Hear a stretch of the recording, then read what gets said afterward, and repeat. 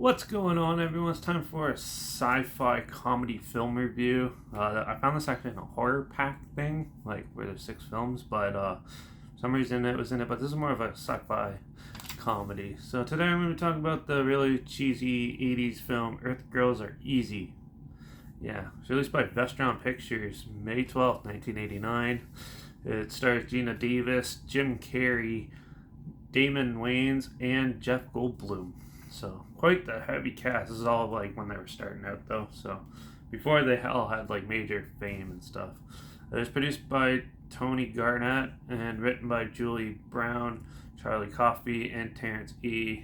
McGinty, and directed by Julian Temple, who is more of a music video director, but she's done other films like Crock of Gold, The Family and the Fury, Absolute Beginners, and the Great Rock and Roll Swindle. This had a budget of $3.9 million apparently, and oh boy, this is the definitive 80 cheese fest, I'd say. This is definitely one of the weirdest, quirkiest sci-fi comedies I've ever seen. It's in the same vein as like Mars Attacks and films like that, where it's super cheesy, and it, of course, has all that 80s flair. A lot of vibrant color and a lot of quirkiness to it from the 80s and stuff. And you definitely would not see a movie like this ever again, probably. Yeah, this is one really weird film. So Gina Davis plays a girl who's in love with this doctor, but he has an affair with her, and she gets mad, and then so she's dealing with her sadness and of realizing it and stuff. And then in the meantime, though, there's this 3 aliens who don't speak English, or they speak their own language, but they crash into her pool. And they have an ability to either like shrink their ship real small and make it real big. And yeah, they're these furry humanoid looking creatures. One's blue, one's red, one's yellow. And they're all played by Jeff Goldblum. Jeff Goldblum is the big hunky. And then there's Jim Carrey's obviously the quirky red one. The big hunky blue one's Jeff Goldblum. And then there's a yellow one, which is played by Damon Wayans. And he tries to eat everything. Yeah, so they come down. She realizes that there's something in her pool and goes and meets these people. First she faints and stuff when she goes outside, and then they bring her on her ship, and then she comes to and realizes that she's on an alien ship, but realizes she's in the pool still, and then tries to get out, almost floods their ship and stuff, but then slowly works with them. It's similar to other sci-fi family movies like My Favorite Martian and stuff, where she basically works with them and tries to show them Earth's things, even though it's really odd and stuff, and then a lot of crazy antics ensue them learning, and then they slowly learn the language, and eventually they turn into looking like humans. So Jeff Goldblum looks like Jeff Goldblum, and Jim Carrey looks like a young Jim Carrey with all his crazy, quirky facial expressions and stuff.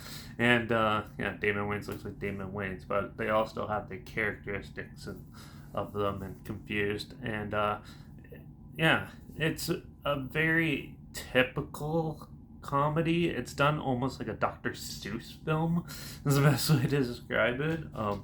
They have the nosy neighbor who has her hair like 10 feet high, and yeah, and then there's yeah, they go to like a dance club, and then obviously they get all the girls and stuff, and then they have to do a dance off for some of them and stuff, and crazy silly little things like this. But it's shot pretty much like a music video because it's a music video director. So basically, there's a couple scenes in the film where it's basically a 4-minute music video, which was really annoying. When you're trying to watch a film with like a plot structure and stuff, you don't want that. But yeah, I guess that's just like the way they thought it would be good. But yeah, there's a lot of slapstick comedy mixed in with this. It was really good but stupid at the same time. And this is one of those movies where it's like so bad it's good, and I think it was intentional. So, yeah, as they progress, as the story progresses, shut up, not a cat. Yeah, as the story progresses, um, Gina Davis, the girl next door, basically falls in love with one of them and actually hooks up with Jeff Goldblum, the hunky one.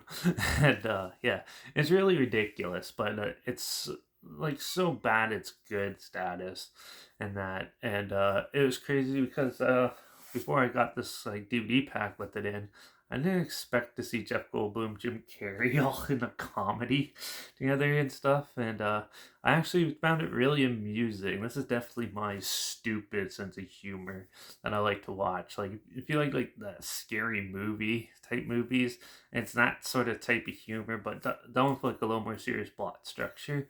And I just thought it was really interesting and fun. There is some points of boredom and stupidity, and it has a pretty generic storyline though.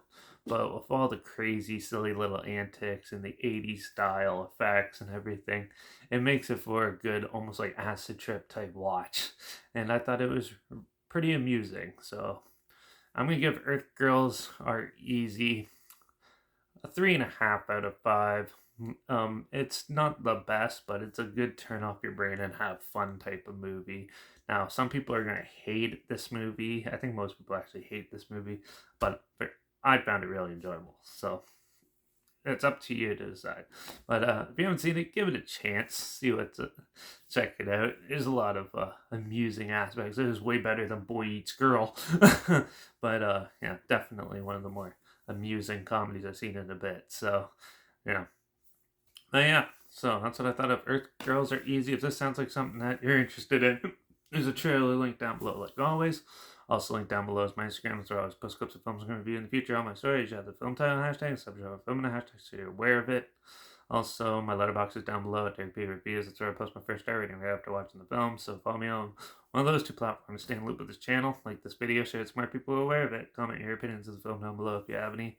If you have any other films or film franchises that you want to hear my opinions on in the future, comment those down below. I'll try my best to get to them as soon as I can, and if I can find them. So, yeah.